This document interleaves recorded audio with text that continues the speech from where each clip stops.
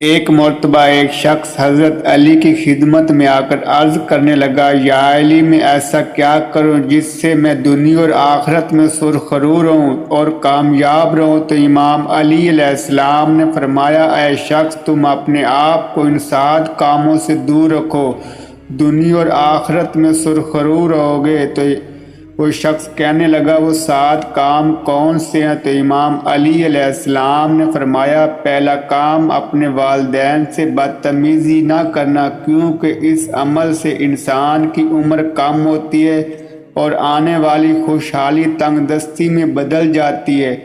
دوسرا، جس گناہ سے انسان اللہ اور دنیا کے نزدیک حقیر ہو جاتا ہے وہ عمل جھوٹ بولنا ہے۔ تیسرا، ظلم نہ کرنا، کیونکہ اس عمل سے انسان میں بیماریاں پیدا ہوتی ہیں اور اللہ ایسے انسان کی عبادت قبول نہیں کرتا۔